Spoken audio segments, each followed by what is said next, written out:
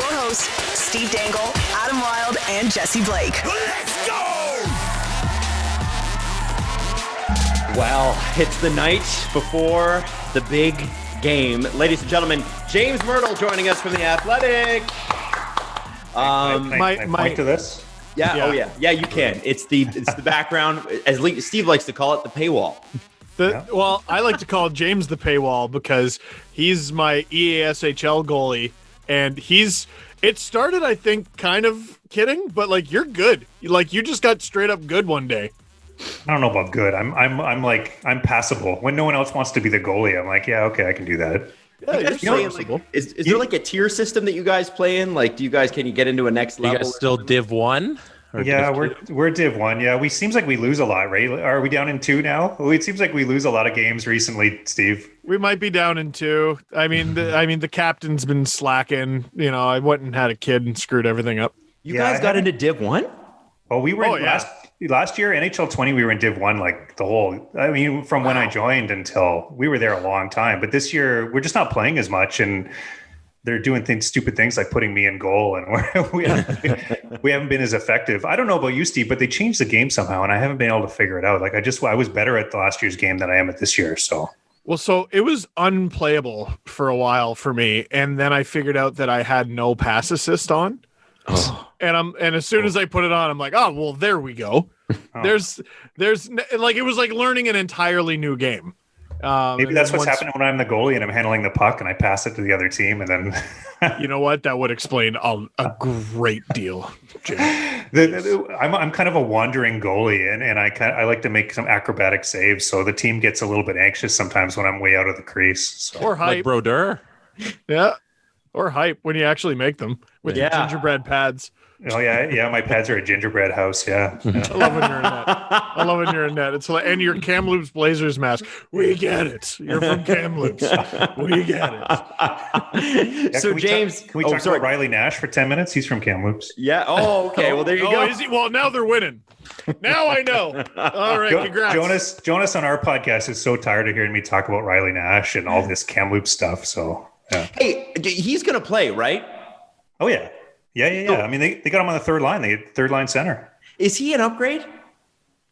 He fills the role that Sheldon Keefe wants filled. Like he wants his lines to have like a real purpose. And you know, you guys know this. They tried this out at training camp. They were thinking, maybe Alex Kerfoot can be like our shutdown center on the third line, and it'll be like a defensive unit. And Sheldon Keefe wants a unit that he can play with all the defensive zone starts, and he can trust against any line to play well defensively, get the puck out of their zone, get it down to the offensive zone, and then you roll out the big guys. You roll out Matthews, Marner, Nylander, Tavares, Hyman, and start them in the offensive zone. And they haven't really had that because it didn't work with Kerfoot in that spot to start the year. They weren't happy with how that was, so they went out and acquired Riley Nash, and that's what they've been looking for I think ever since Sheldon Keefe became coach. They've been looking for a defensive third or fourth line center that can really eat those defensive zone starts, and Riley Nash can do that. He's not going to produce a lot of offense, but he can certainly play tough defensive minutes against anybody.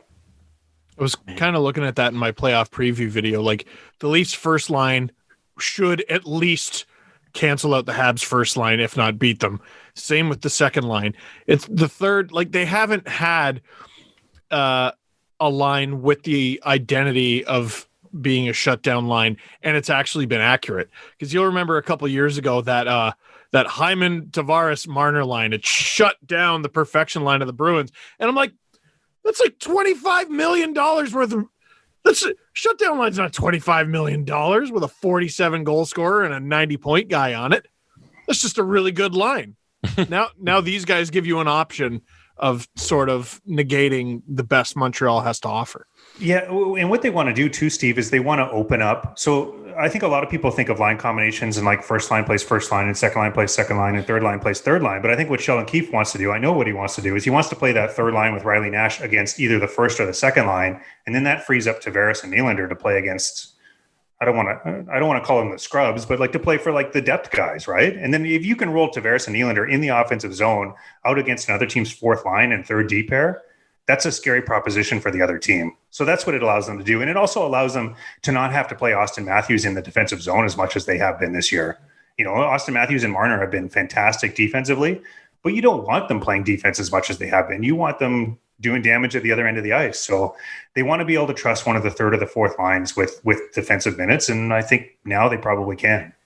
Obviously, as of this recording, the game against Montreal is tomorrow night. James, the thing about this, you look at even Dom Luszczyszyn's predictions, right? Which, he kind of does a little bit of does that for every playoff series. The Leafs have according to him, an over 80% chance of winning this series. And in fact, their highest percentage is somewhere between game 5 and game 6 is what Dom's predictions model says. But as Leaf fans, the higher that percentage gets, the more nervous we get, because the Leafs have this uncanny, incredible ability to snatch defeat from the jaws of victory.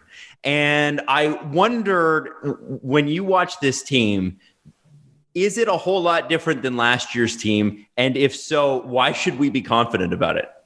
Well, I will answer that. Let me throw this at you. When's the last time in a playoff series the Leafs have been favored this heavily against their opponent? Oh, that's a good question. Couldn't tell you. No idea. It's no not an easy one. You think so? Who did they? That was Ottawa in the first round, right? Ottawa was not heavily. Not heavily. That first year with Cujo, it was Philly, and then Philly was favored, and then I forget who with the second round. Pittsburgh was favored, and then Buffalo was favored. You'd honestly have to go back to 93 or 94. I think so. Being a really heavy favorite is a different meatball, right? Like, and the Leafs haven't been there. Like, everyone's talking about, the Leafs are choked in the playoffs, can't win in the first round, whatever. I mean, for the longest time when I covered this team, they didn't even make the first round. They didn't make the playoffs. And then when they did, they had no business winning. Like 2013, Boston was a way better team than they were. Like that series shouldn't have even gone 7 games. No. Some of those games were ridiculous. Game 1 in that series was ridiculous.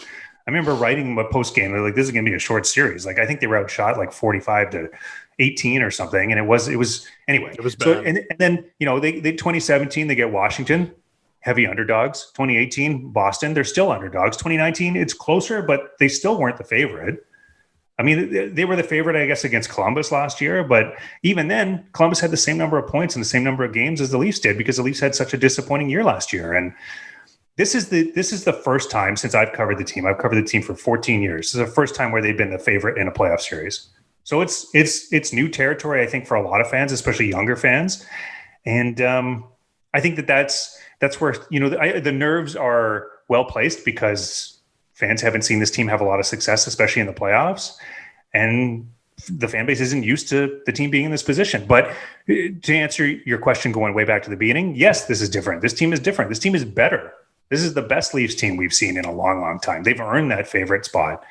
They've earned that. I mean, I think they were 18, 19 points ahead of Montreal during the regular season, or in a shortened season. You extrapolate that over 82 games, they would have been, 30, 35, 38 points ahead of them over 82 games. So, I do think that this is real. I do think they should win this series, but you guys, I mean, in the NHL, there's always, I don't know if there's such thing as an 82% favorite in a playoff series in the NHL. I don't know if that's I don't know if that's, I know I believe in Dom's model and everything, and I do think the Leafs are going to win the series, but that seems like pretty steep odds for me. Well, it's just, for me, like, if we get out like some sort of time machine and we play the series 100 times, they're going to win it 82 times. And I just don't believe that. What universe are we in now, Steve? Are we in one of the 82 or are we in one of the 18, right? This is, we got to ask the Marvel universe. We'll find out what the Leafs end game is, you see, because it's very good. Who's Thanos in this equation? I don't know. Oh, God. I think it's the entire Montreal Canadiens fan base. If the Leafs lose, man, it's gonna be ugly on hockey Twitter. That's for sure.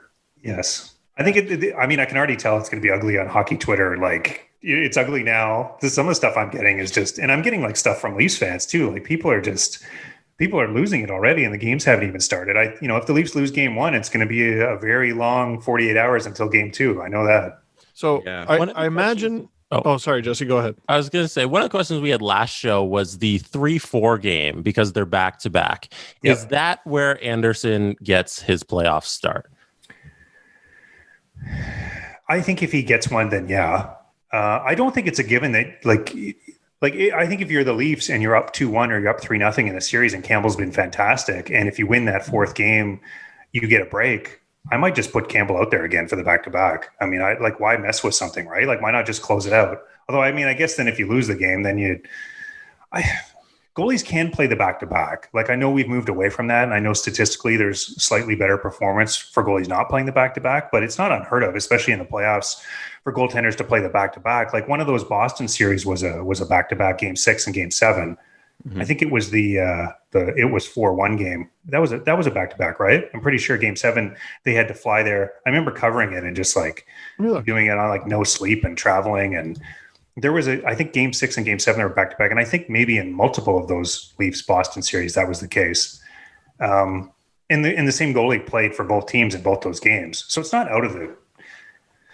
I think it's going to depend on the comfort level with Frederik Andersen and where the series is at. And I think you just evaluate that when you get to Game 3 and Game 4. And the one thing that Jonas brought up the other day was maybe you play Andersen in Game 3. You know, maybe maybe you feel like that's the game you put him in. If you've won the first two and you feel pretty comfortable, like you got the series in hand, then maybe that makes sense to do that. But I don't right.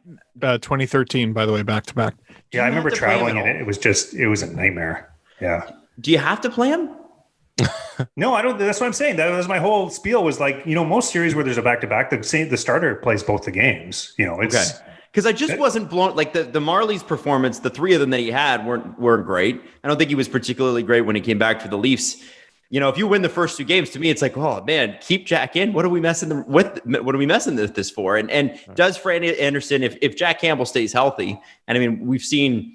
What happened to Washington when you hope your goaltender stays healthy. Their goalie tries to make one save, makes an awkward move, and now all of a sudden Craig Anderson's in that. I'm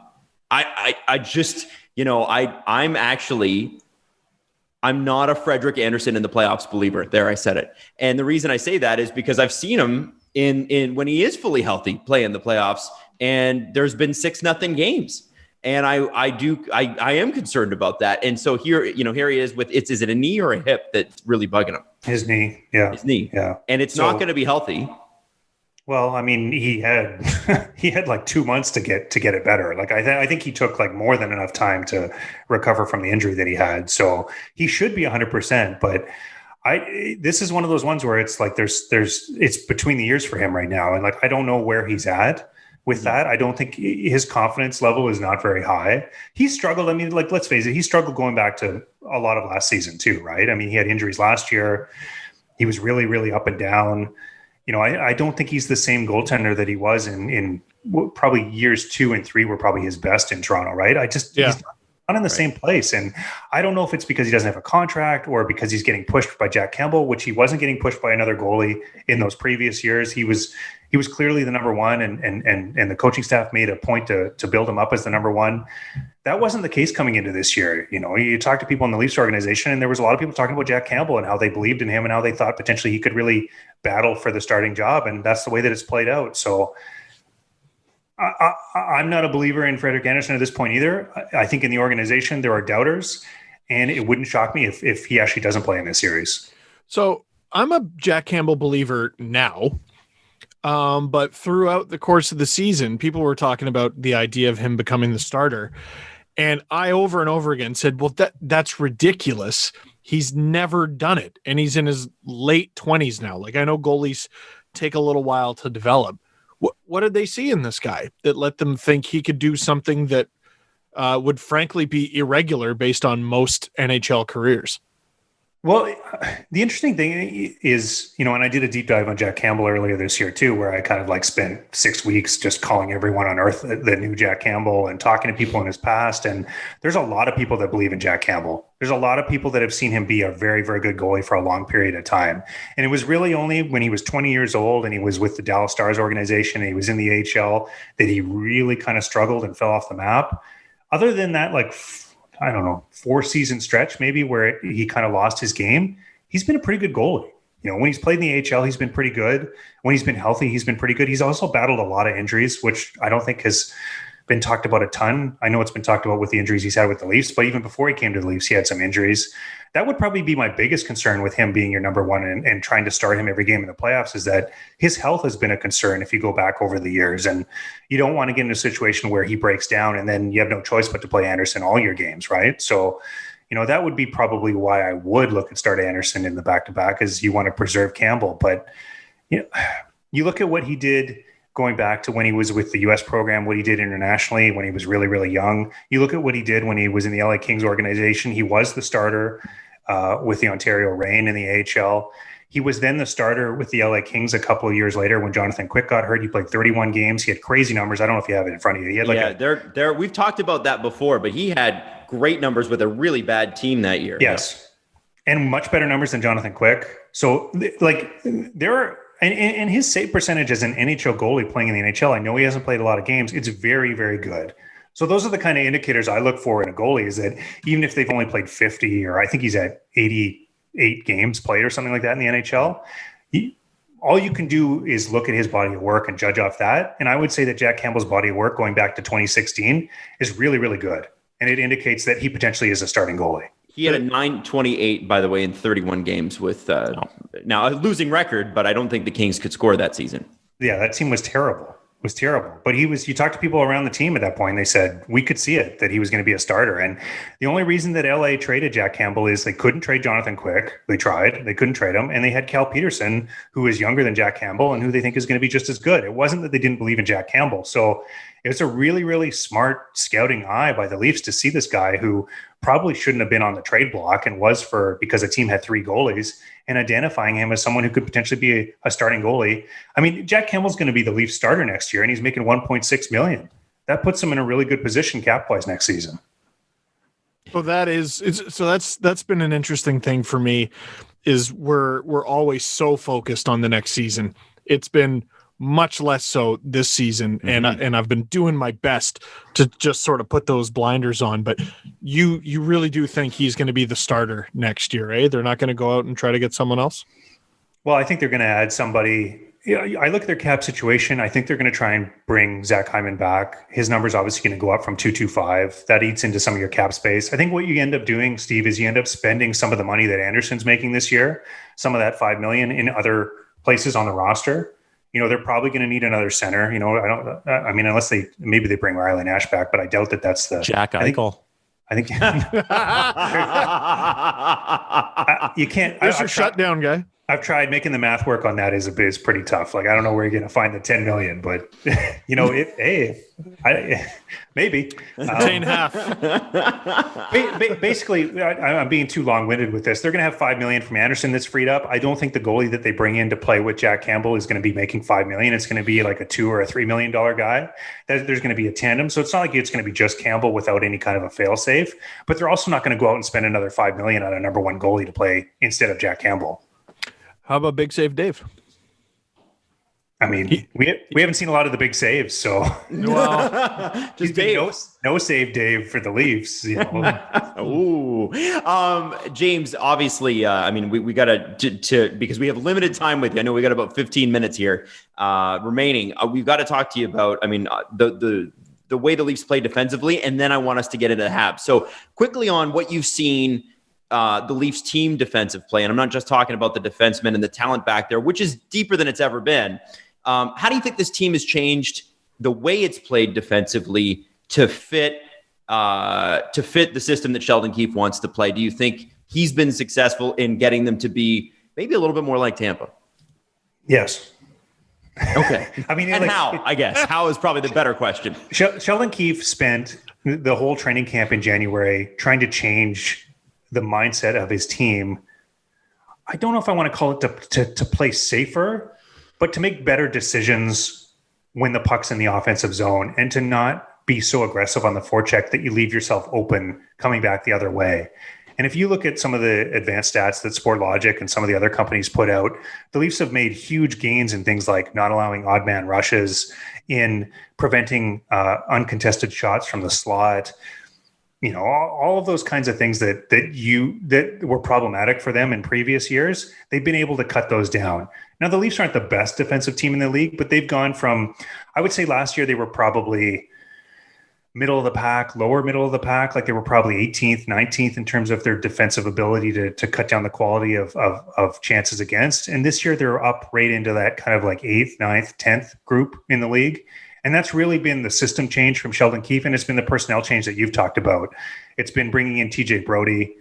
It's been, frankly, moving out some players that don't really have as good defensive acumen, getting rid of the Tyson Barrie, Kasperi Kapanen, to some extent, Andreas Johnsson, changing the look of both the blue line, get Bogosian in there, who I think's played really well and has been kind of a really safe option for them on the third pair.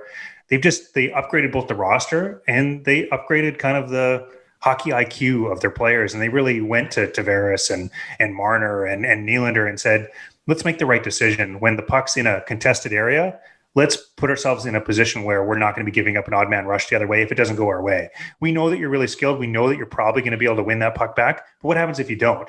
And what are different ways that we can approach that situation? That's really what Sheldon Keefe worked on with his team. What has this season been like for you? Like not being able to go to any games for the first time in, I assume, a decade and a half. Yeah, it's weird. It's weird. I went, I haven't even been going to practice because, there's mostly only been one person covering practice per outlet. It's been very strange. And as everyone knows, I'm sure there's lots of people listening. It's been tough as a parent. I got 2 kids and there have been times where the schools have been closed and, my son's in kindergarten. There have been times when the daycares haven't been open. I've got a 2-year-old. Like to have a kindergartner and a 2-year-old running around while you're trying to cover things on Zoom calls. And it's been a challenge. I know it's been a challenge for people, all over the world. And my family's all really far away. My family all lives in Western Canada. I haven't seen I haven't seen my dad in almost 2 years. My kids haven't seen their grandfather in almost 2 years. Like it's been crazy. And it's been a challenge for us in the media too, because the way that we do our job, I mean, most of the time when I'm going to a game or I'm going to practice, it's not to watch necessarily what happens on the ice, because now with TV and replays and PVRs and everything, you can see it pretty well. Really what you miss is I like going in that dressing room and you sit next to a guy and you have a conversation and you learn something.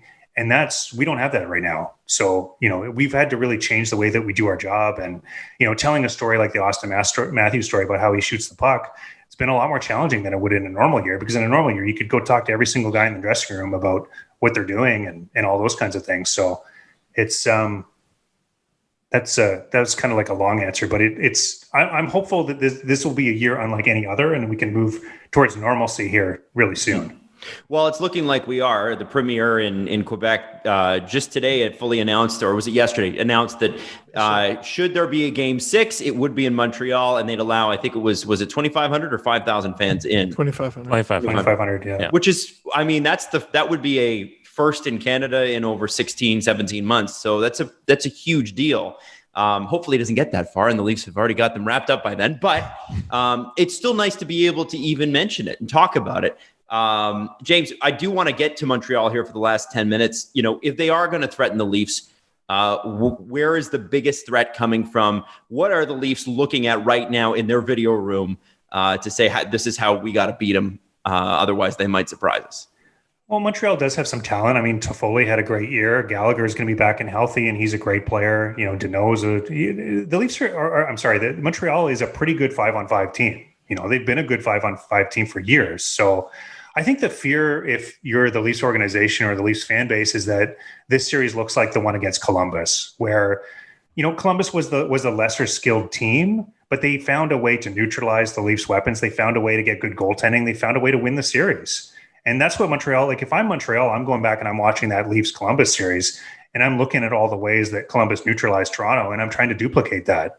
And I don't know, Montreal's probably going to be outpossessed in the series. They're probably going to give up more chances. They're probably going to be outshot. They're going to have to try and find a way to keep the games close. I think they're probably going to want to have a lot of the games be 2-1 and come down to bounces and things like that. And then you just hope that it's a long series. It's a war of attrition. I know Montreal is going to come out and try and be as physical as they possibly can.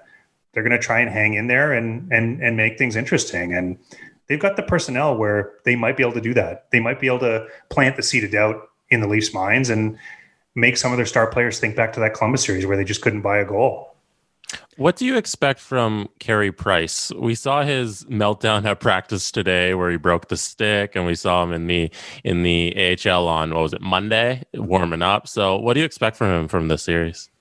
It's really funny. I know this is one of the things I've seen on hockey Twitter the last, 5 days. You get like Leafs fans saying like, why are people talking about Carey Price being able to steal this series? And then you talk to people in Montreal, like Arpin Basu, who covers Montreal for us at The Athletic, and he says, well, like, we think that Carey Price might steal a series because he's done that before. Like, they watched Montreal go into that series against Pittsburgh last year.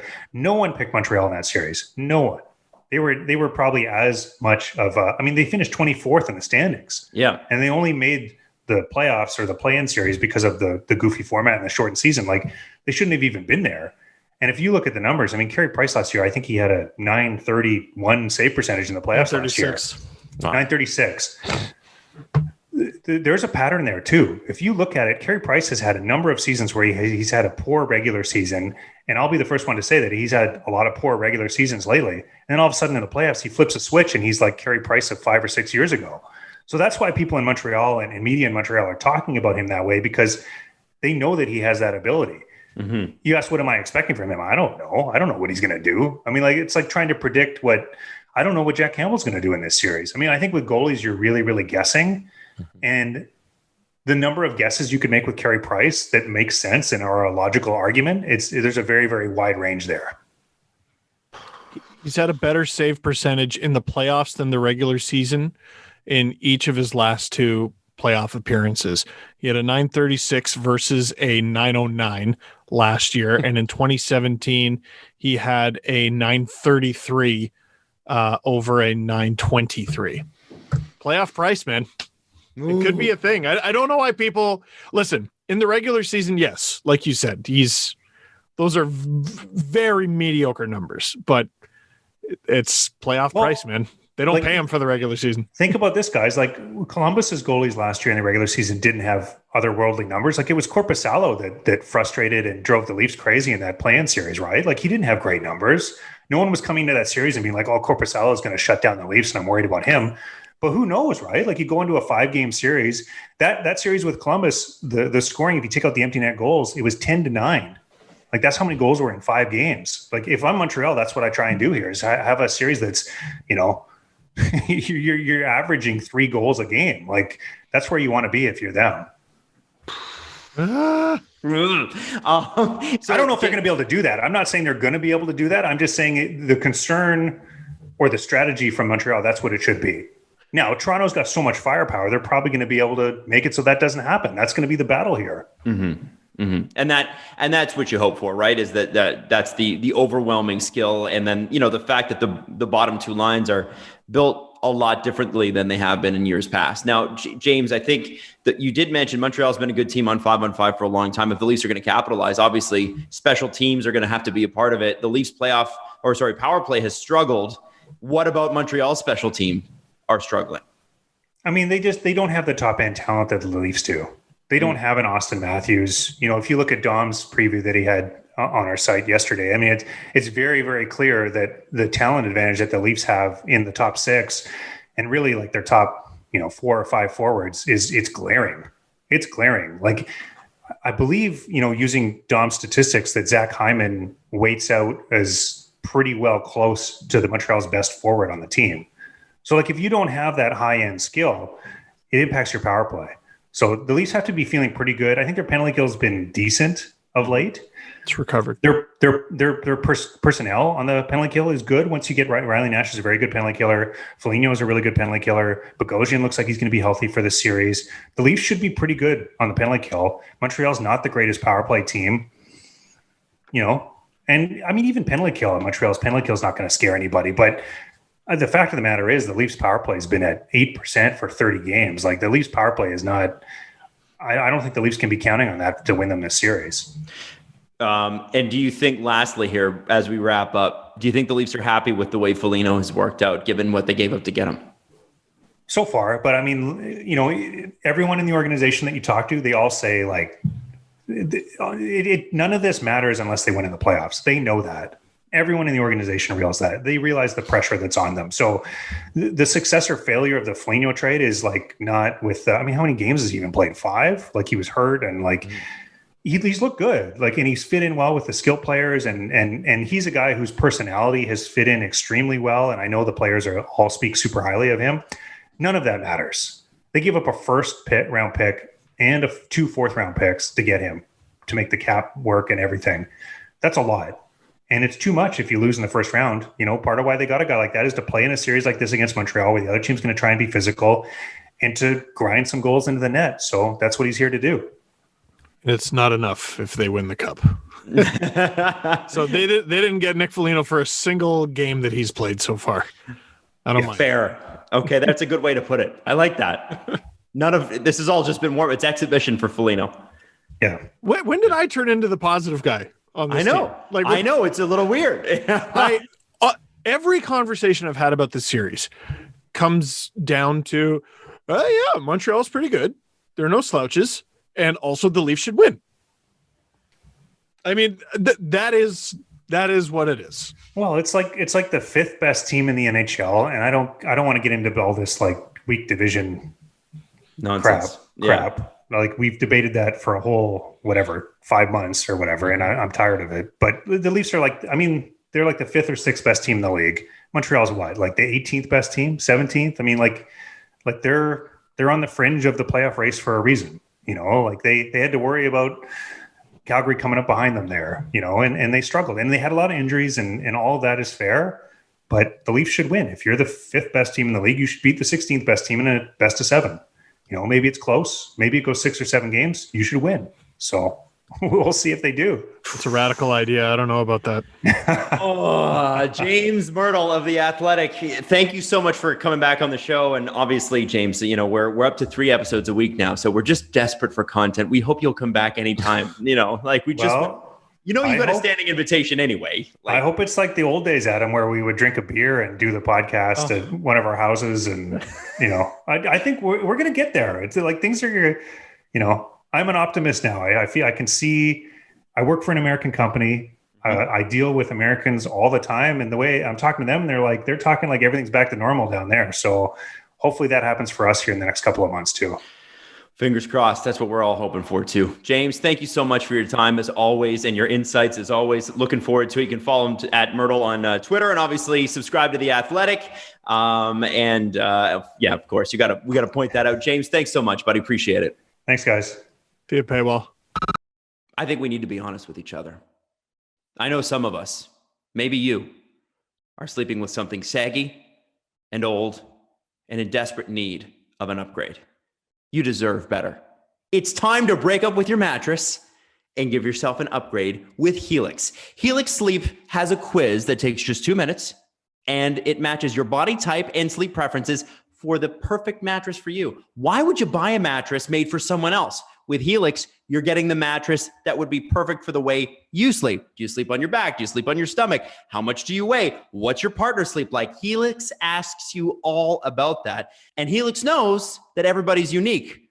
So there's a ton of different mattresses to choose from. Soft, medium, firm. Mattresses are great for cooling you if you get hot when you sleep like me. And even a Helix Plus mattress for plus size sleepers. So if you're looking for a great sleep, go to helix.com/SDP and take their 2-minute sleep quiz. They'll match you to a customized mattress that will give you the best sleep of your life. And here's the thing, 10-year warranty, and you get to try it out for 100 nights risk-free. They will even pick it up for you if you don't love it, but you'll love it. So check it out. Helix is offering $200 off all mattress orders and 2 free pillows for our listeners at helixsleep.com/SDP. That's helixsleep.com/SDP for up to $200 off and 2 free pillows. I didn't want to ask a stupid question like this when James is on because, we want his insights more than us talking. But I did want to ask you guys, are you feeling any sort of nerves for tomorrow? Because I always get a little nervous. I'm nervous. I think we haven't hammered away this point enough, and James brought it up, that this is probably the first time since forever that the Leafs are actually the favorites in a series, and we shouldn't be concerned about them going to the series because they haven't lost yet in this little era a series that they should have won. This era? You could argue Columbus, but then again, it was an 8 seed versus a 9 seed. So who knows if they should have or shouldn't have won that. But this is the first time they're going to play a series they should win. And we should go into it believing that they will win because they should. So I'm not worried. I don't remember who brought it up, but there was a point about the separation between Montreal and Calgary.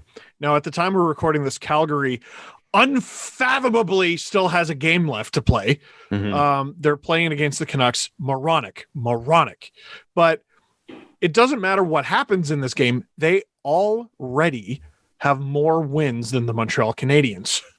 They have 25 versus the Canadiens 24. The 6-point gap between them is Montreal's 11 overtime loss points versus Calgary's 3. Now, I know some Habs fans are going to be rolling their eyes and they say, hey, you want to play that game? Look at the Leafs and Oilers. Okay, fine. Let's play that game. If you, the difference in points between the Leafs and Oilers is 5. The difference in overtime loss points between the Leafs and Oilers is 5. So if you want to leave it at that, the Oilers and Leafs are evenly matched. They have 35 wins each. But if we're going to do that with the Leafs, dude, the Flames, based on wins alone, should be playing the Leafs in the first round instead of the Habs. I think actually the team that I wrongly rooted for, the Dallas Stars, I think they had like 15 overtime losses this year. It's an insane number. Like, it's crazy. Why am I? Holy mackerel. How is that even possible? So they went to 8 shootouts this year, lost 6 of them. And that cost you a playoff spot right there. They were only 4 back in Nashville. But they only had 23 wins. That's dismal. That's really bad, man. Compared to that, puts them near the bottom of the league. Let me see here. That ties them with the Sens, ties them with the Canucks. The Canucks could pass them tonight, and it's barely ahead of like the bottom feeders, like the California teams, Detroit, and the Buffalo's way. Adam, are you nervous? Well, I know you asked the questions. I think the question. I think I should have contextualized the question a little bit more. Even going into a match that you should win, like for me, when I wake up in the morning and I show up at Virgin Radio for the morning show, I'm still nervous.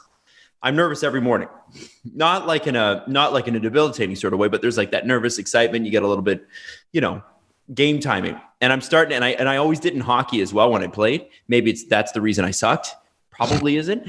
But I wondered, not if you're worried about the series, but if you get any sort of pre-playoff jitters, like as in just because anything can happen. You know that. So is there anything that you're like, are you guys sailing into this series feeling completely comfortable? You don't give a shit? I'm mentally in a completely different spot than I've been ever. 2013, 17 was house money. 13 and 17 felt like house money. They were just exciting. Yeah. It was like, great, we're here. Thank God. Yeah. Isn't this neat? And then 18, 19, I lived and died with every shift. It was genuinely unhealthy. I did damage to my life. Like, I shortened it. Blue Jackets, I mean, I barely have physical memories of that series. Almost none too. And it's because you want to just sweep it under the rug and make it go away forever. Well, it was just such a weird thing. I genuinely did not like that team. Like that season, they were just pulling teeth, and then we had to wait months and months. And I'm like, you are fully going to go 5 games and you're definitely going to lose. And I'm going to hate you for it. Plus I had a month-old baby and was just angry all the time because I had not slept. It sucks. Let's be honest. Yeah, but this month-old baby thing sucks.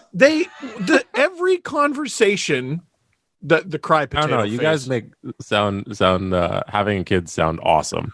Newborn baby, hard. Rest of it, pretty fun. Yeah. Okay. Yeah. Even Leo could tear stuff down and break stuff, and that kid, at least once a day, will, kids have a way of just cutting through all your insecurities. I have a mole on my eyelid. Leo will grab it with his fingernails once a day, and after about 5 seconds I go, and I love him because he sleeps 12 and a half hours a night. Okay. That's the thing. I'll take 40 meltdowns if it means I don't have to wake up at 2 a.m. to put someone back to bed for an hour. I'll get cosmetic surgery from my 10-month-old son every day if it means he sleeps 12 and a half hours a night versus what he was in the cry potato phase. Oh, God. But there's no, every conversation leads back to it's hockey, anything can happen, but based on the percentages, there's no real reason to think the Leafs will lose here. There isn't. And like the more I tell myself that, the more I actually believe it, and it's calming me down. Like even if they were to lose game 1. Yeah. Mm-hmm. Game 2, and then I'm nervous. But they should win. They should freaking win. But like even the game 1 thing, we just saw over the weekend, like 3 favorites lose game 1. Like if that, and if how that many happened, won game 2? and then all of them went out and won game 2. Exactly. You know? So yeah, but I just wonder what Steve and Jesse am I going to get if the Leafs lose tomorrow night? What am I going to get on Friday for our very first Friday show? it's going to be you better win game 2. It's you better go into but like still okay, it's one game, you're still the favorite. Go win game 2, you better win it. And I expect them to do that. I agree, but it's also like the Leafs could get their ass kicked, and depending on how heavy they get their ass kicked will dictate how nervous I am. But like you look at Leafs Bruins 2019, the Leafs kicked their ass in game 1. They did. They kicked their ass. That was awesome. Remember that. Game 2 was a completely different game in terms of style, flavor. Kadri got kicked out. and the Bruins completely turned it around. They completely flipped the series on its head. You know, so it's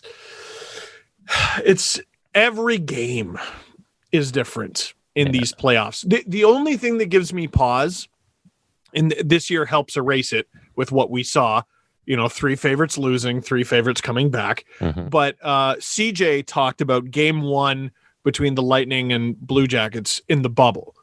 And if you're the Lightning, I would love to know what it was like mentally to go through that entire game. Because it's like, was that the OT one? The quintuple OT game. Yeah. So it's like staring your worst nightmare in the face too, because they had just, they were getting over their President's Trophy win, lost to the Columbus Blue Jackets. Next year, they get them in the first real round of the playoffs, non-play-in round of the playoffs. And the first game goes to quintuple overtime, and their goalie made, 70 saves? Something like that. He matched his jersey number. Good for you there, Eunice. Like, but they won. Yeah. So that's what CJ comes back to, or came back to. I remember when we were talking about it. He's like, if they lose that first game, who knows? Will they win the cup? I don't know. Will they win that series even? I don't know. So mentally, I think the first game, it matters. Yeah. It matters. But this year, and it was so nice to hear Austin Matthews say he's been watching the playoff action. You know, that's an enormous pet peeve of mine when NHL players tell me they don't watch the NHL. Cool. To hear that he's actually been watching gives me comfort. Like, again, they should win. They should win this series. Watching Pittsburgh, New York on Saturday in game 1, I came out I'm not a Pittsburgh fan, but I picked them to win the series and I want to be right. So I'm cheering for Pittsburgh.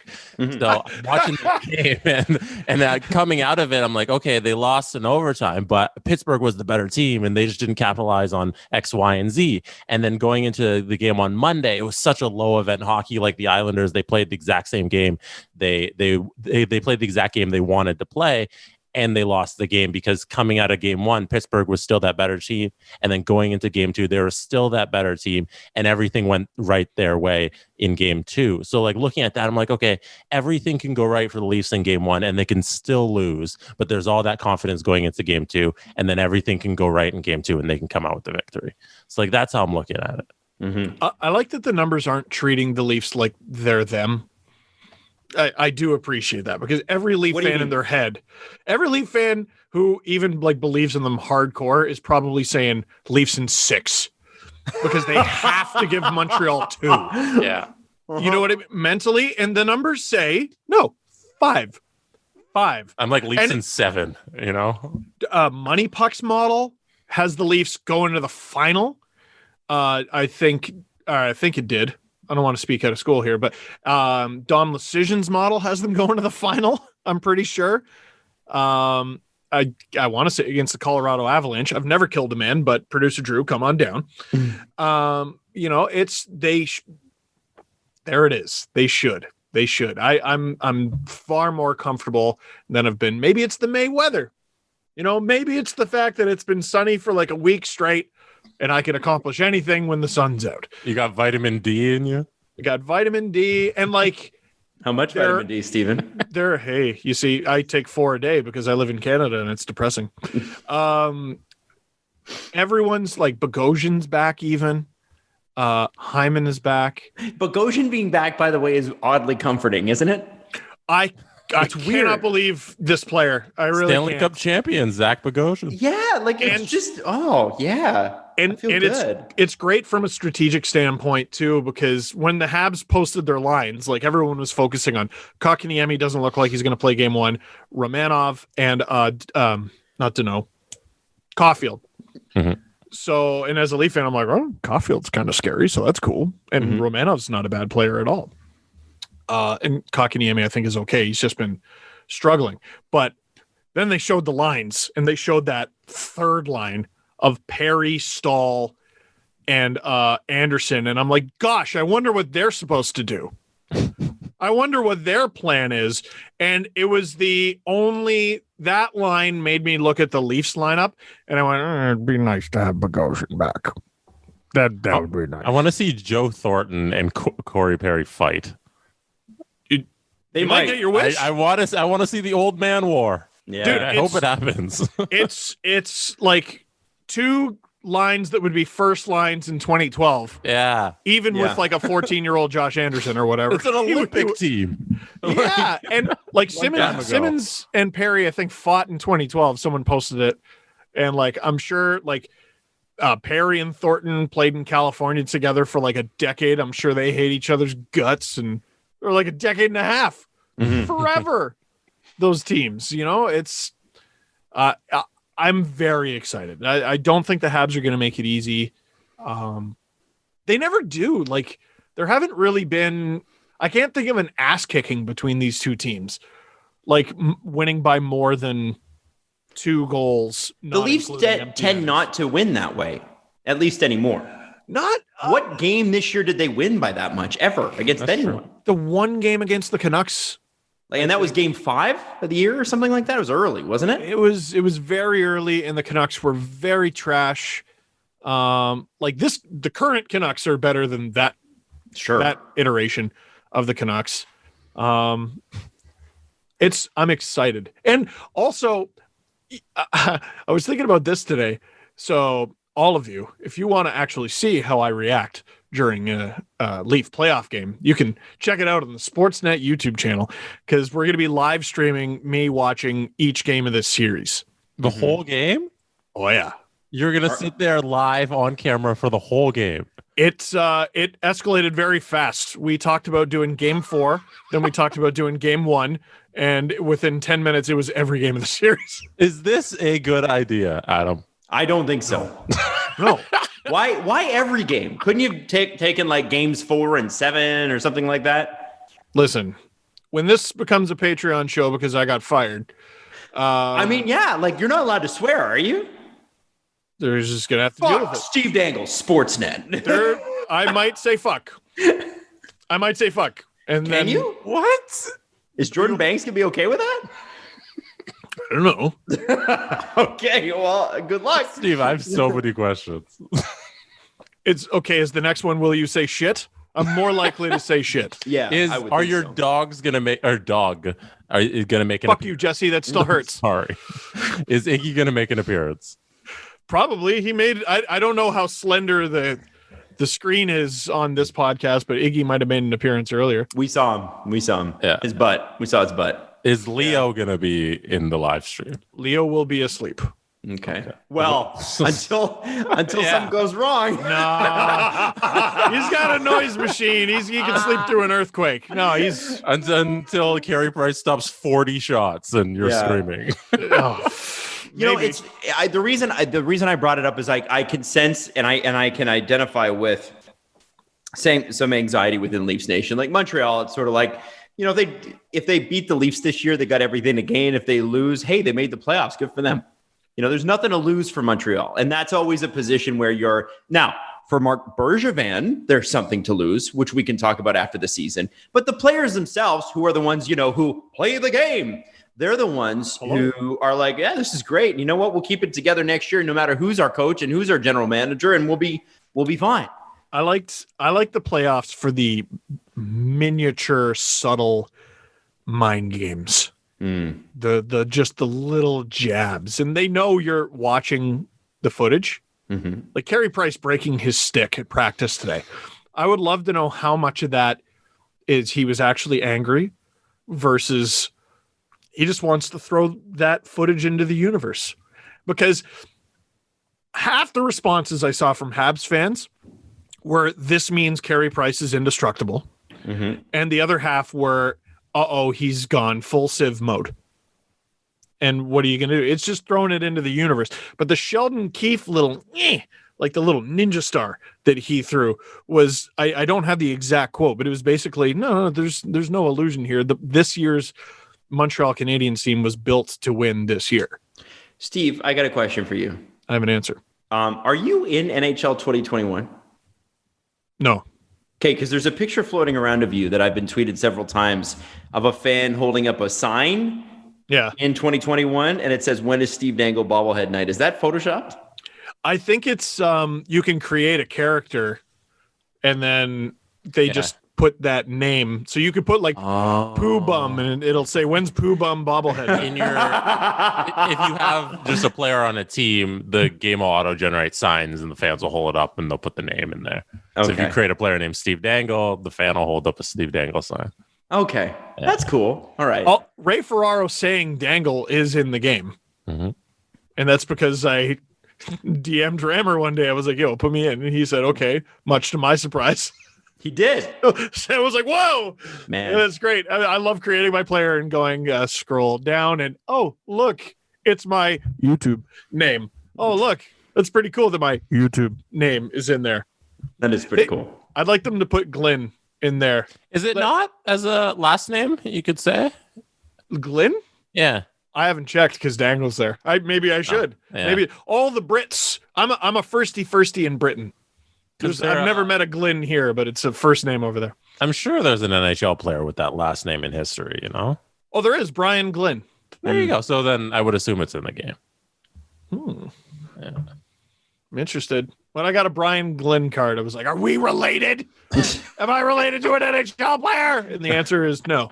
It is very unlikely that we are related.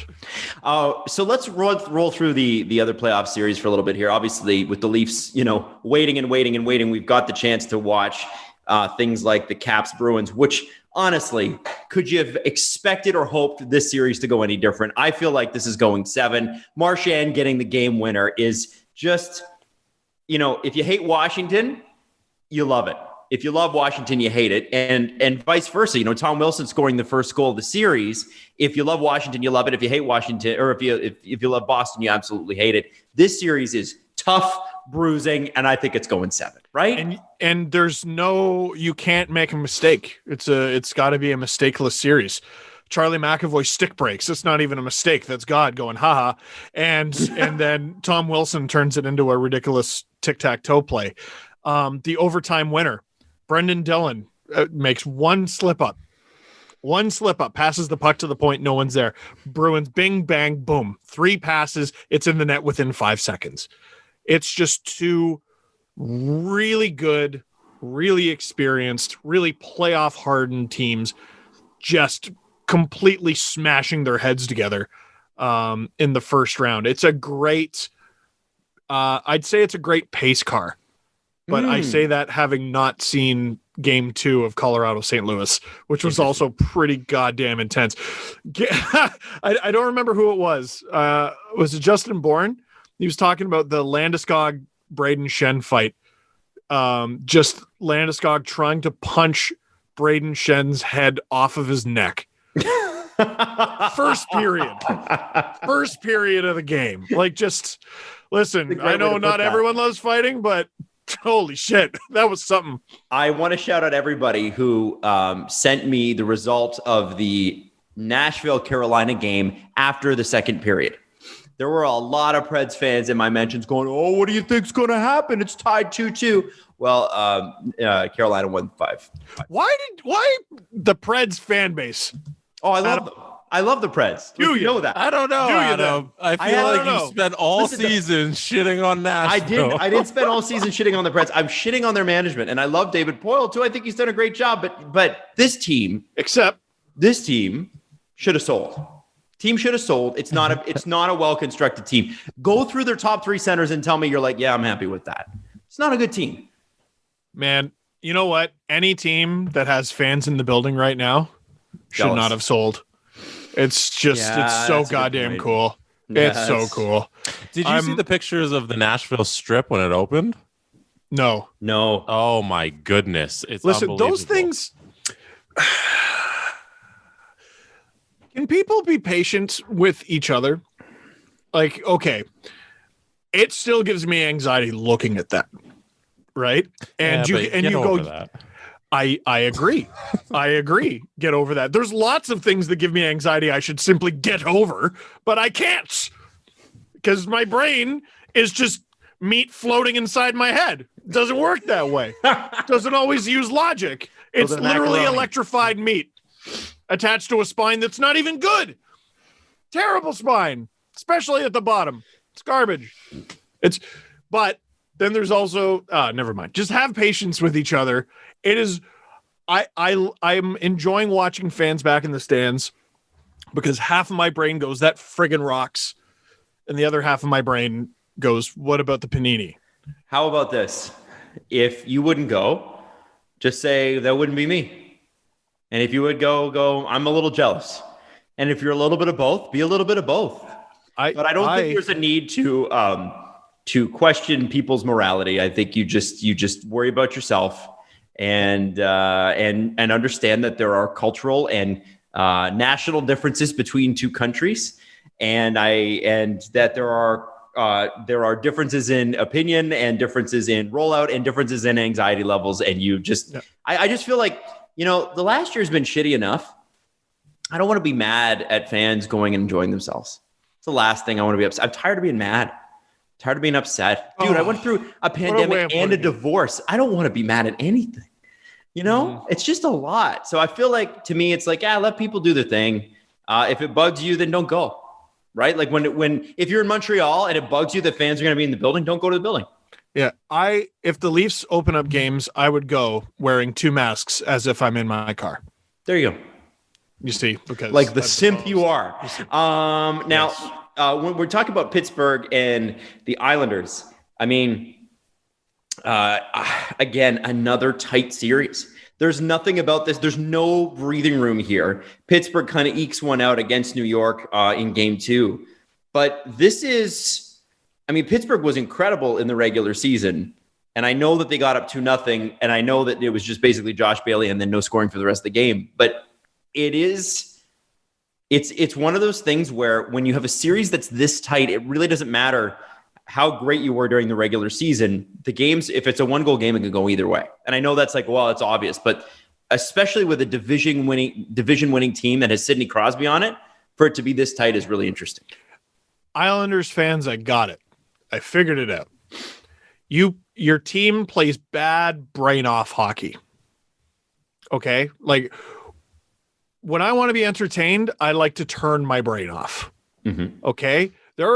Vegas, Minnesota, you turn that right off. Because even though it's still low scoring, it ain't low event.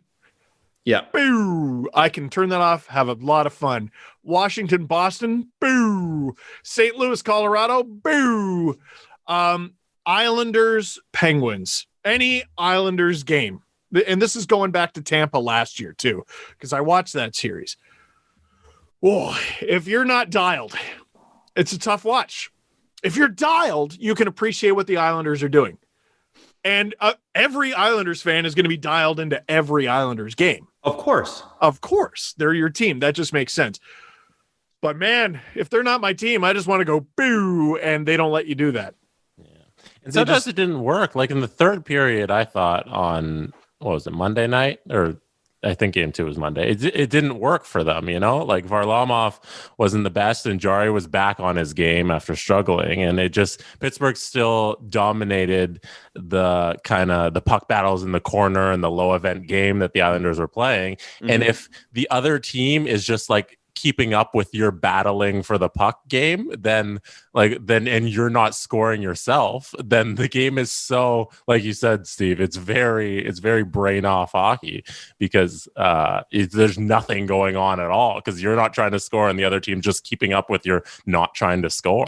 I wonder how Pittsburgh would react to Trotz just letting his horses run. Because I don't know if they would they know how? Well, you know what? If you're down 2 in the third period of an elimination game, you figure it out pretty quick. But Beauvillier can fly, and Komarov was an all-star. Sorry, I just threw that name out there. But Barzal, they've got a pretty mobile defense. We talk about the Islanders like they're a bunch of metapods, like I keep saying, but no, they got some electric Pokemon in there, and they got some guys who know Flamethrower and Ice Beam and all that fun Pokemon stuff.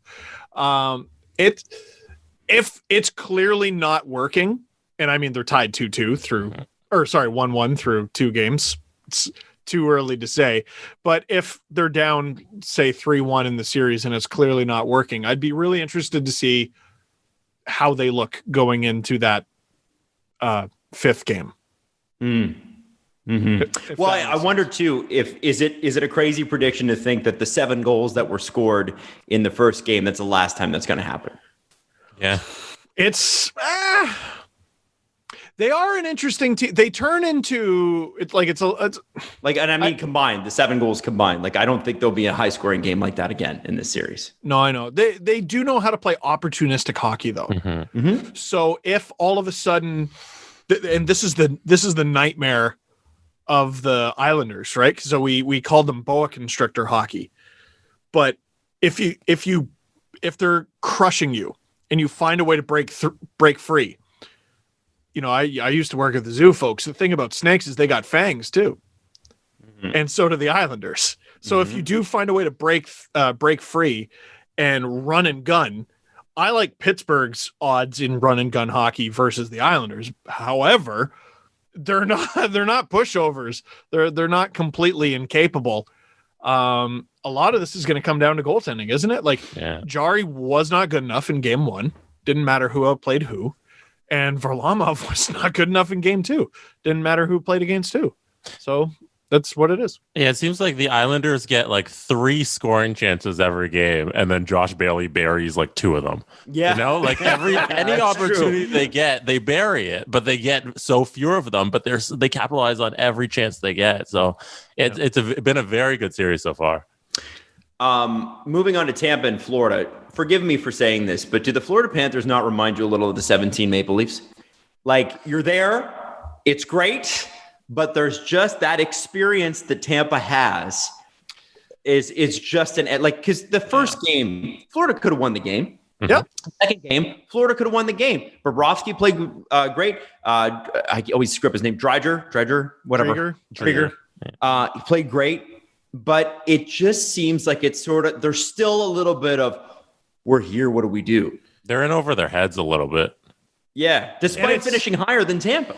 And Kucherov helps, but yeah, but the Leafs were taking on the 2017 Leafs were taking on the Washington Capitals, who were known at the time for playoff failure. So that's a different challenge for them. Leafs scored the first goal of that series, and you felt from miles and miles away through the television, the air gets sucked out of the building. Now they won that game, but let's not forget they were down 2-1. Mm-hmm. 5 games went to overtime, 6 periods worth of overtime, and then the Caps go to Game 7 in the second round against the Penguins. You can't tell me that first round against a team that didn't even belong in the playoffs, that exhausted the Capitals. You can't tell me it didn't ruin the rest of their entire playoff run, right? The Panthers, who are miles better than the 2017 Leafs, are taking on the holy shitting Stanley Cup champion Tampa Bay Lightning. Yeah. Life is not fair. And I had this series going 7 from an entertainment standpoint. I hope it goes 7 for the love of God. But that's one that my brain should have overrode my heart and gone, bro. It's Tampa. I think it goes 5. I generously gave Tampa the win in 7 for experience. And then the games, I watched the games and I'm like, oh, they're relying on like Mason Marchman for offense. Like, and that's no insult to the guy, but I mean, he shouldn't be on a second place in a division. That's like the Leafs relying on Wayne Simmons to score most of their goals against Montreal, right? It's not the role he plays, right? Yeah. That's not what he's supposed to. And obviously, Panthers are missing Ekblad, which sucks. Sam Bennett was suspended. Yep. Yeah. That matters. It does. Both those things matter a great deal. And underrated from Game 1. People were talking about how that game brought fans to hockey.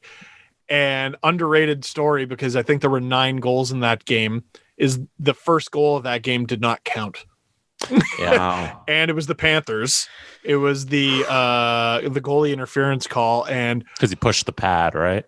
I mean, a bit. It's but I tell you what, that call is I think it was the first goalie interference call of the playoffs, and now it's the precedent for the playoffs. Mm-hmm. And I love Oilers fans in the comment section of every goalie interference video ever, because the standard for what's allowable for them is what happened to them in, I think it was Game 5 against the Ducks. Just Corey Perry and Ryan Kessler mauling Cam Talbot. Kessler straight up holding his pad down, and it's fine. This is Vasilevskiy's pad gets a little nudge. He slips because, I don't know if you know this, but ice hockey is played on ice. And it doesn't count. And it's in Florida. It's in Sunrise. They're the home team. They score the first goal. Roof blows off the place. Boop, goal doesn't count.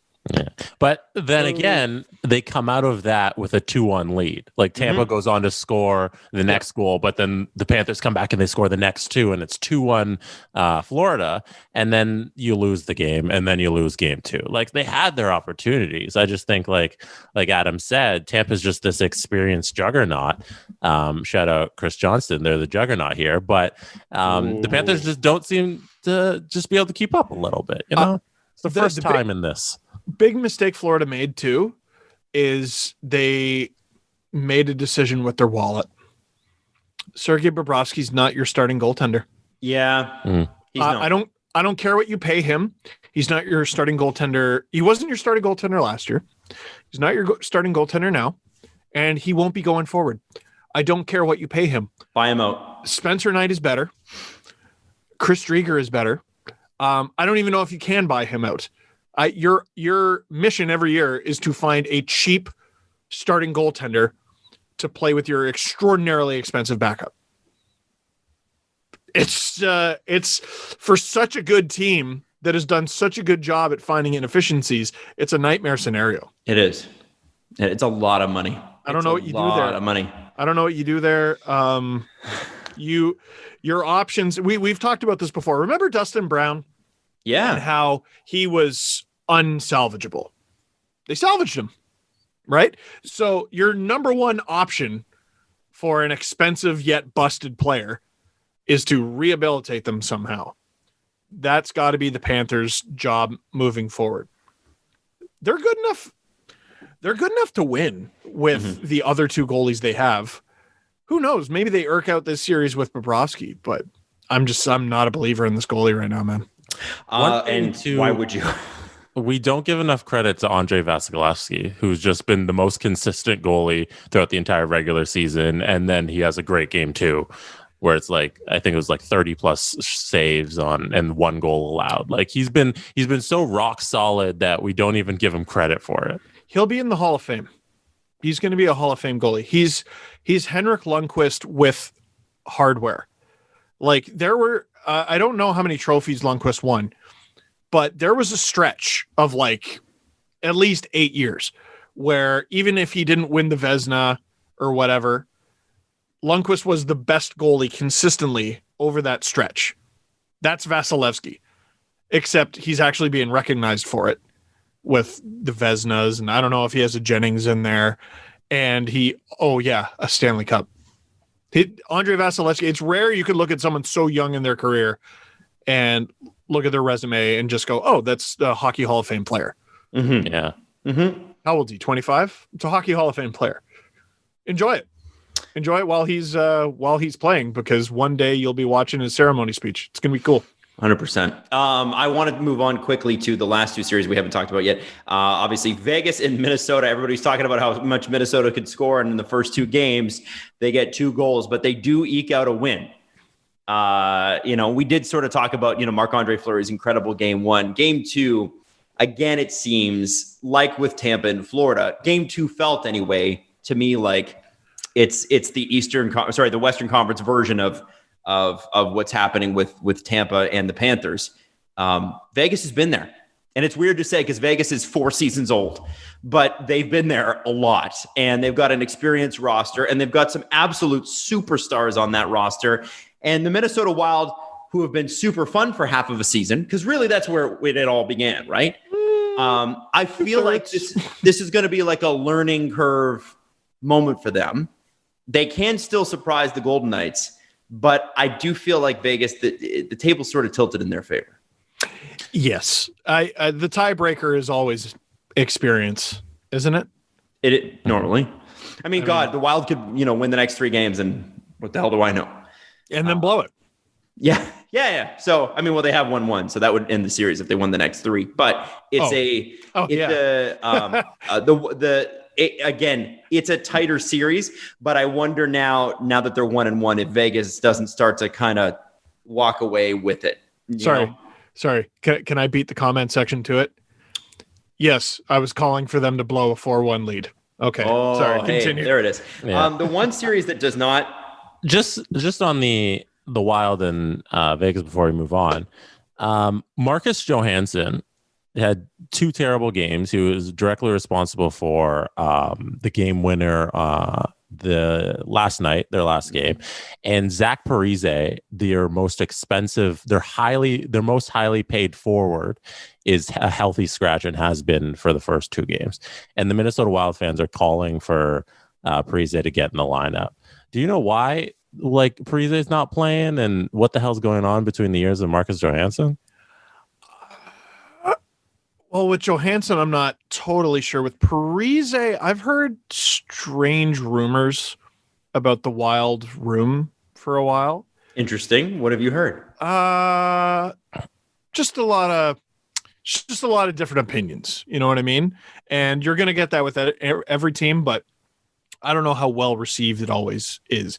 There was something earlier this season with Parise where I want to say he blew it in overtime, and he issued an explanation for it, and it made it worse. I remember talking about that on the show. Yeah, I don't remember exactly what happened. Wasn't he going to sit the next game or something? There was some sort of thing. Yeah, he was healthy scratched. But I'm looking at him through the years, and we talked about experience being the tiebreaker here.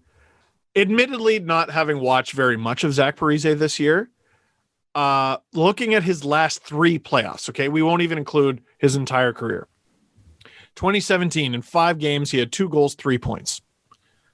2018, in 3 games, he had 3 goals, 3 points. Mm-hmm. Last year, 4 games, 0 goals, but 3 points. Zach Parise should probably be playing in the playoffs. He should probably be game 1. You know what I mean? He doesn't have to play every game. He had 18 points in 45 games. Like he's far past his best. But this is also a strangely bad year. I mean, even last year he had 46 points, 25 goals in 69 games. That's certainly good, even if he's overpaid. He should be in game one unless he's hurt. To me, he's not hurt. It's a healthy scratch. Well, then that's not good enough. He was healthy scratched, I think, versus Anaheim a couple games to close out the year, and then with their coaches Dean Evanson or something. Evison, yeah. And I don't know if he has an issue with Parise, and I'm sure he attitude. Does. And I'm sure there's going to be a Michael Russo exclusive on this at the end of the season, like we saw with Paul Fenton. You know what's going to happen. He's already working on it. I'd love to, if we get like at the end of this, if there's time for Russo to pick his brain about what's going on. There's drama there because Marcus Johansson, he's a turnover machine. He had, I saw the tweet, it was the third worst game score out of anybody on the ice last night. And you have a guy who's your highest paid player sitting in the press box. It's an odd situation. I don't know what Dean's doing over there. So, okay, I'm looking at the Wild then. And like, because if you're going to say someone should go in, you got to say who comes out. Greenway's had a great season. Eriksson got the overtime winner. Foligno's had a great season. Kaprizov's had a great season. Don't know a ton about Hartman, but didn't they just extend him? Matt Zuccarello's had a great season. Fiala's had a great season. Then it gets interesting. I don't know enough about Victor Rask. I believe he's had a bounce back year. Johansson was brutal the first two games. The fourth line's great. Nico Sturm has been a pretty interesting young guy for them, and Nick Bjugstad. Parise can play over at least one of those guys, for God's sake. And maybe it's Johansson. Yeah, I don't think anybody's been impressed with Bjugstad either. No, not great. That's and it's an example of a player who you probably don't even really think of if it wasn't for the cap hit. Right. That's funny. Man, I get your money, but there are definitely situations where you sign that one contract and all of a sudden it's your last. I would love to know if it costs you money long term. Interesting. Well, and lastly, and this series doesn't seem, I could be wrong here, but the Colorado St. Louis series just doesn't seem close. And I'm sorry to say that, but it's nothing against St. Louis. Colorado is so good. And so good. They're a great example of how I think the Leafs can win. And okay, don't roll your eyes.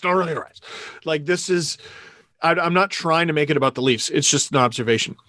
If you can't beat them in the alley, you can't beat them on the ice. Colorado proves that's not true. If in a Jets versus Sharks gang fight, I choose the St. Louis Blues. Mm-hmm. But Colorado's a much better team, and they're not afraid. Their captain is willing to fight in the first period of game one. Hilarious. Gabriel Landeskog.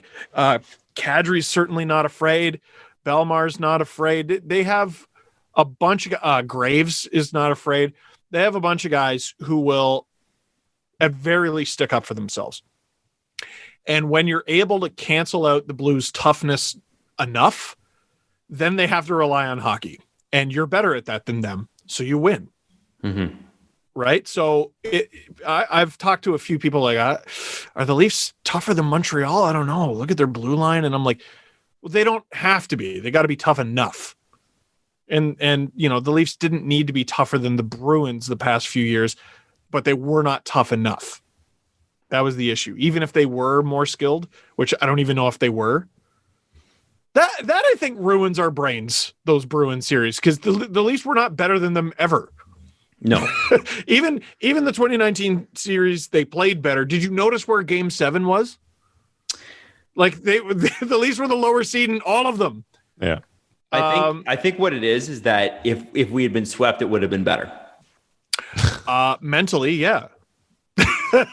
And then it would just be Brooms memes instead of it was 4-1 memes. It was 4-0. Yeah. It doesn't roll off the tongue quite as well. Lots of teams have gotten swept before, but it's a nasty series. And Colorado needs to watch out because the end of the game, though, even though I just said they were tough enough, the end of the game should be an indicator for what game 2 is going to be like. The Blues are going to try to run you out of the building. Right. I have a bit of disdain for this player, but I was like, oh yeah, Robert Bertuzzo out there last shift. I'm sure it was just a coincidence. You know what I mean? They're a very rough and ornery team, and they're going to do their best to run Colorado out of the building. Interesting. I didn't even mention Binnington trying to get into a scrap. Well, he's always trying. I know. Out of somebody fight him, for God's sakes. Out of all the Binnington almost fights, I actually kind of mind that one the least. Okay. Because at least Grubauer did something. I'm over it. I'm over Mr. Binnington. He needs to take a chill pill. Jordan, next time you do it, take off the helmet blocker and gloves. Then we'll be like, oh shit, it's about to go down. Well, how do you get into a goalie fight? He doesn't want to fight. He doesn't want to fight. Well, how do you get into a goalie fight anymore? Because if your helmet comes off, they're going to do their best to stop the fight. Right? So that's what they do with skaters. That's why they don't have goalie fights anymore, right? Like, did we see one this year? It's bullshit. Good question. Anyway, with that, before we get into the press conference, I would just like to remind you guys of one quick thing. This time last year, we were about halfway through 5 months of no hockey and having conversations about maybe it could come back in July or August. So I just want to say to everybody, happy days. It's already way better than it was last year when I think about those May, June shows that we put on and not knowing what was going on. I got to tell you, it fills me with that little bit of, I remember how the pandemic felt. Like I remember mentally how it was. So, I know we're coming to the end here. I know everybody's antsy to get finished, especially in Canada, but think of how far we are ahead versus where we were last year. And we're actually watching legitimate playoff hockey, not play-in hockey. And there are fans in the building, in a lot of American buildings, and potentially one in Canada too. So that's pretty great. Yay us, yay world. Let's do the press conference. Breaking news. This important PSA is brought to you by manscaped.com. This is your pubic service announcement and the news you've all been waiting for. The Manscaped engineering team has now confirmed that we have successfully created the Lawnmower 4.0. It's a trimmer, which is now available for purchase in the USA and right here in Canada. This new trimmer was just released only moments ago, and we are one of the first to get our hands on it and share the news. Join over 2 million men worldwide who trust Manscaped with this exclusive offer to you. 20% off and free worldwide shipping with the code SDP at manscaped.com. Now, I'm one of the first people to try the new 4.0. And let me just say, I'm blown away by the experience, the craftsmanship, the detail. It feels like a 4.0. You know what I'm saying? Their advanced ceramic blade and skin-safe technology is so good, it almost seems as though Manscaped worked with engineers to ensure that your area would be safe. You could send it to space and it'd be fun. Yeah, actually, I gotta be honest with you, it works really great. So I would highly suggest that you go to manscaped.com and get free shipping and get 20% off. And all you have to do is use the code SDP. That's 20% off with free shipping at manscaped.com. Use the code SDP. Unlock your confidence and always use the right tools for your tool. The Presser. SDP. The Steve Dangle Press Conference. Adam, you're gonna make me friggin' cry. Can we get out of here with that? Oh, go ahead. I do. Sorry, there was something we forgot to highlight last show, and there's been some actually really cool, not women's hockey news, women in hockey news. So from the Leafs, this is one of their tweets. Dr.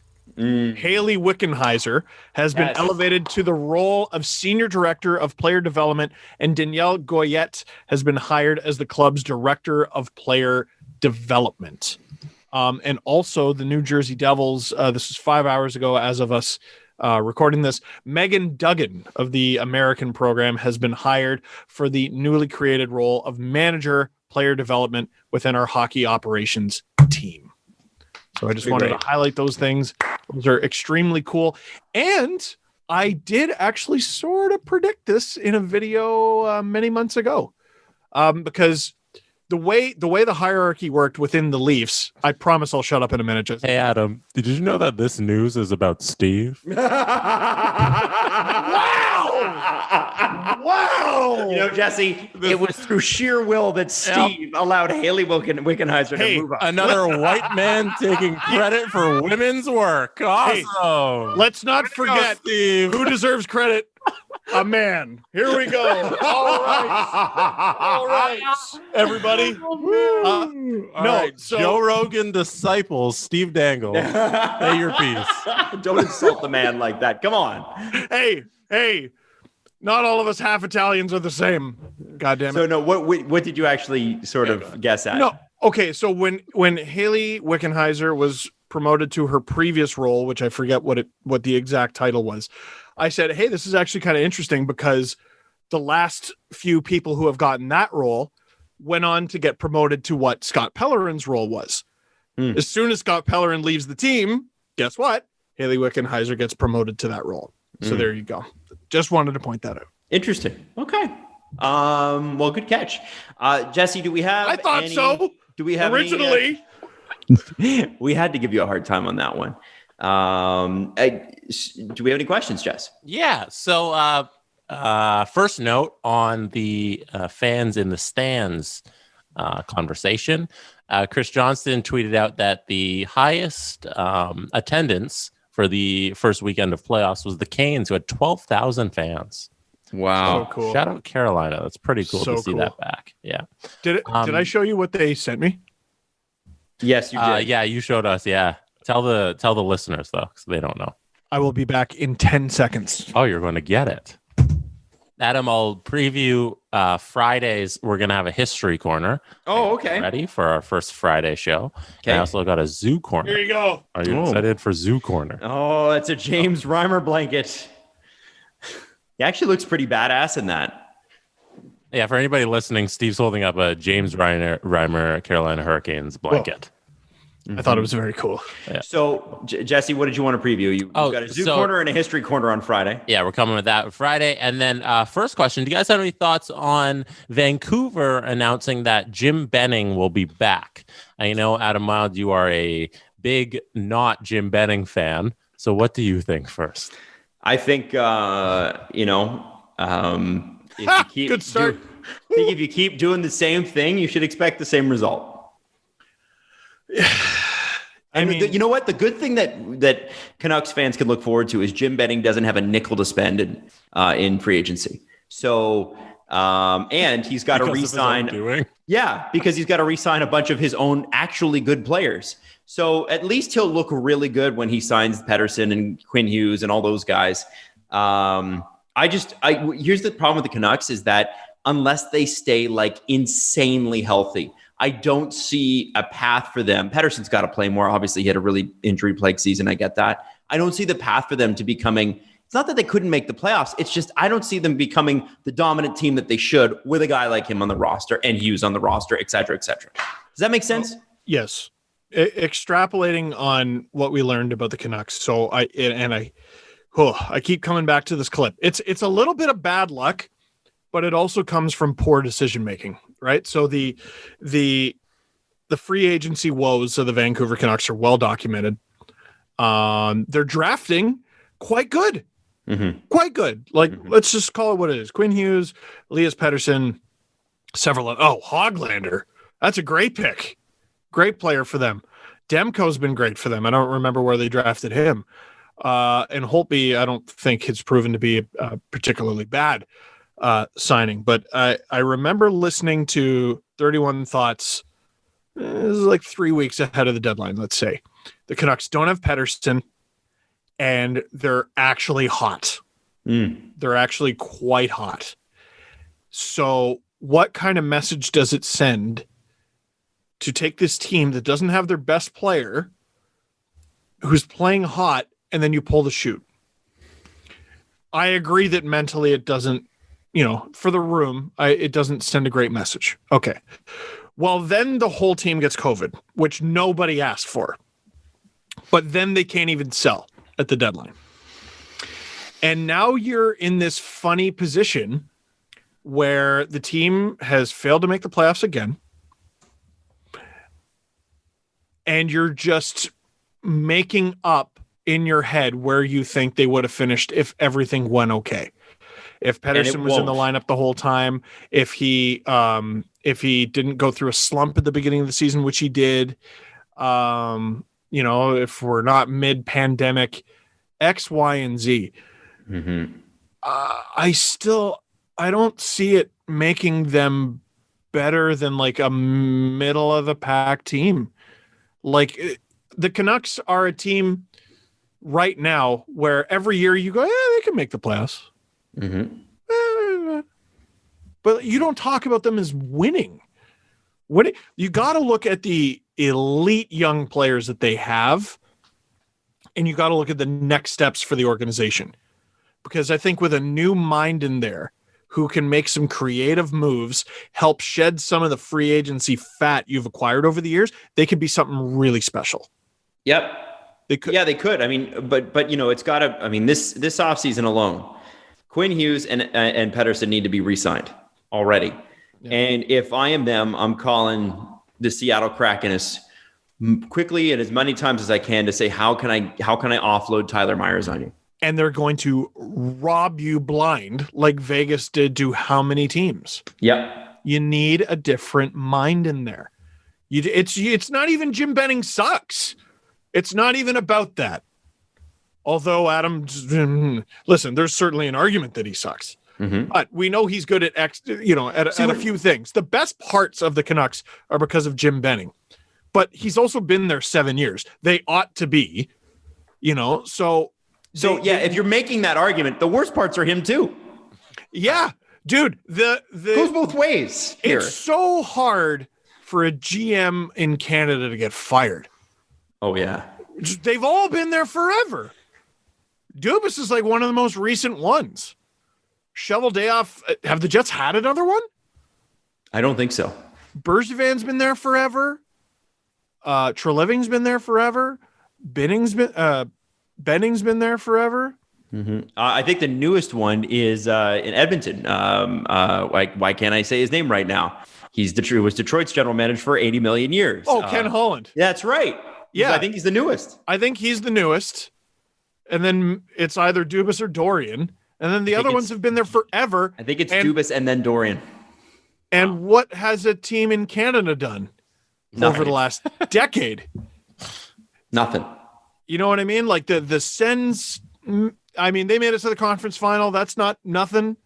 The Canucks made it to Game 7 of the second round last year. And that's like that in terms of the past decade, like that might make the podium in Canada. Yeah. Like that's not okay. Hey, the Oilers made it to the second round and lost in 6 games? 6 or 7. I think that about it. Yeah, but it was maybe they're tied for bronze. The point is, for every dude, it's shit. It's for every JT Miller trade, there's 2 Jay Beagle moves.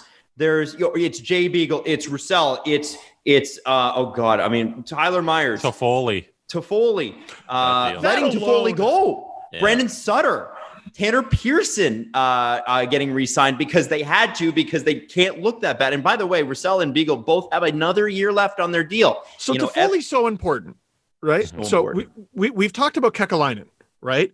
And getting Laine and how poorly Laine's worked out. We all know, and Dubois in Winnipeg too, that hasn't really worked out.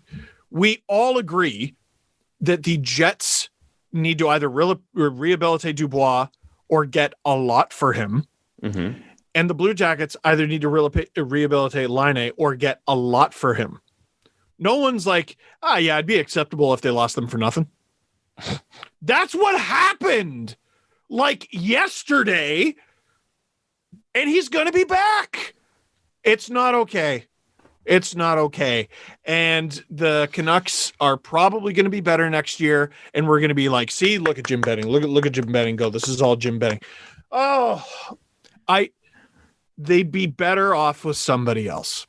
According to Elliot Friedman, by the way, they're not fighting hard or doing anything to keep Travis Green. So that's according to Elliot Friedman, I believe this week, unless it's some fake Twitter account, which like Mr. Booth or something. Wait, I was about to say, did you get boothed? Maybe I got boothed. Maybe. But I don't know. That's interesting. Because I don't think Travis Green has done a bad job with what he's been given. I think he's been pretty good. I mean, listen, if they were going to keep Travis Green, if they were thrilled with Travis Green, you would think they would have re-signed Travis Green already. Yeah.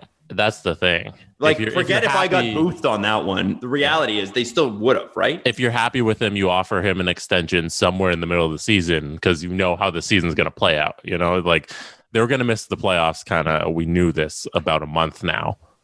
The Leafs played the Canucks 10 times, and in each game, there was some point like early in the third period where I went, "Oh, Tyler Myers."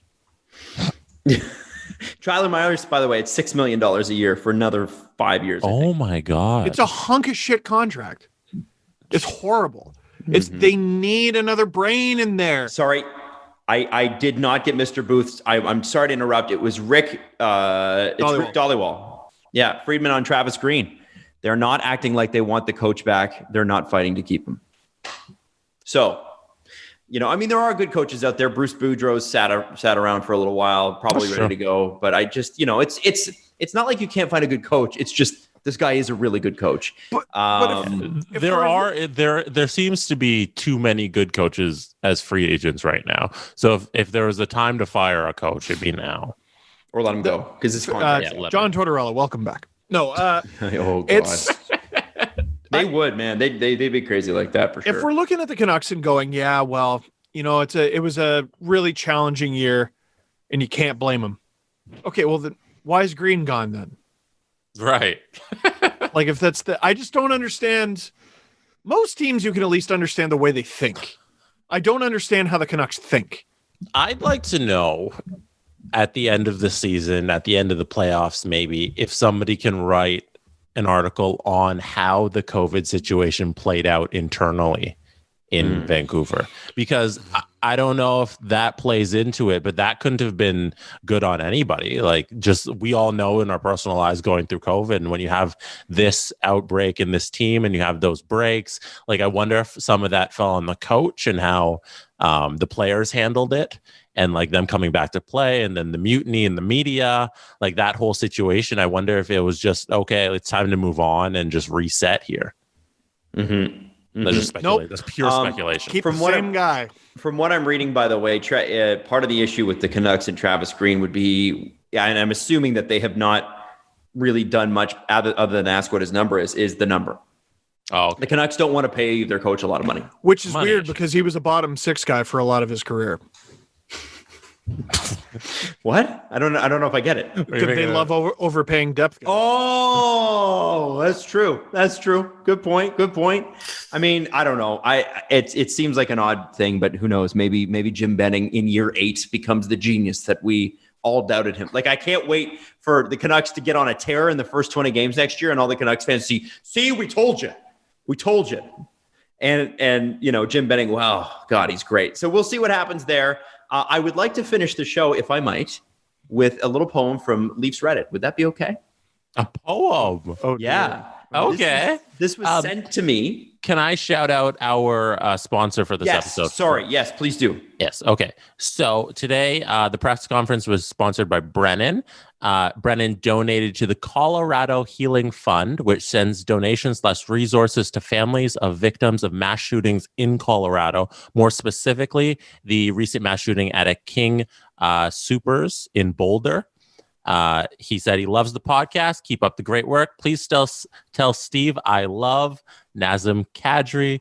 Go Avs, go. Thanks, Brennan. Me too. Me too. Great.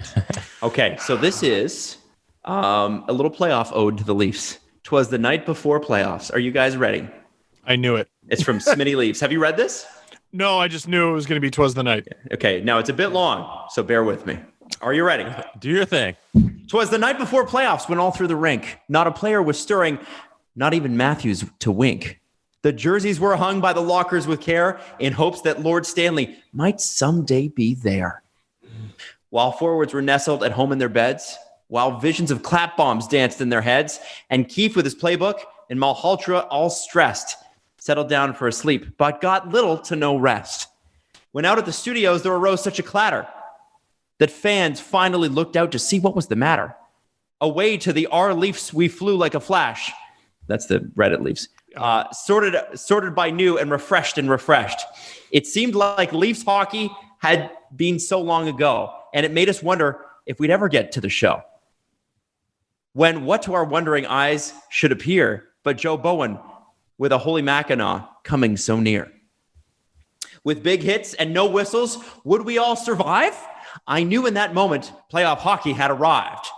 More slowly than Chara's skating, it had finally came. As soon the Leafs would be skating. Oh, what a game. Now Matthews, now Marner, now Hyman and Brody, on Tavares, on Willie, Spezza, and Riley. To the top of the division, to the top of the wall. Now score away, score away, score away all. As dry leaves that before the wild hurricane fly, when they meet with an obstacle mount with the sky. So up to the corners, the goals they flew, with Hatties for me and Hatties for you. And then in a twinkling, I read on Our Hockey, the Leafs were nothing. They sucked like a donkey. I didn't know donkeys. As I went to respond, I caught myself in a flurry, and I realized I'd say nothing. Let hockey tell the story. Now the playoffs were dressed in sparkling jerseys, soon to be beaten with oh so much fury.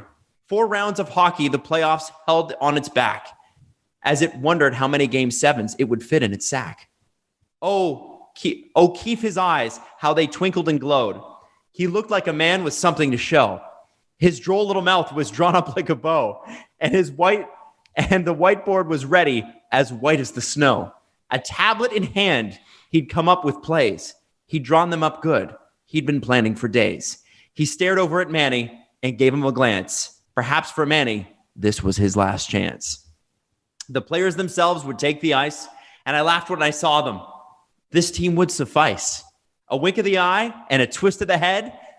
Oh, the other teams now had something to dread. Matthews spoke not a word, but went straight to his work and filled all the nets, then turned with a jerk. And pointing his hand down the ice, he pointed to the goal. Oh, wasn't that nice? The players all jumped when the final whistle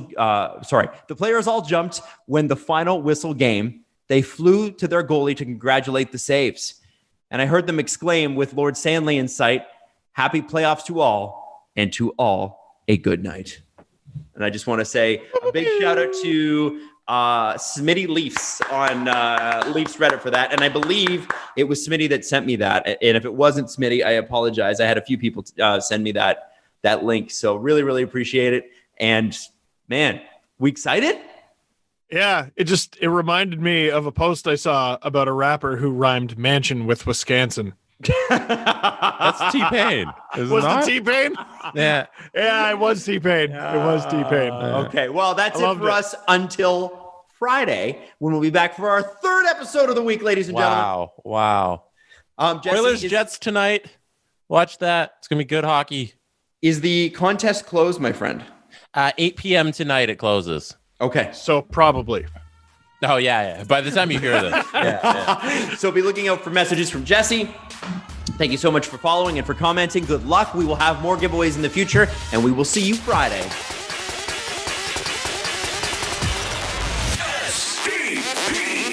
The Steve Dangle Podcast. Follow the guys on Twitter at Steve_Dangle, at Adam WYLDE, and at Jesse Blake. Connection complete.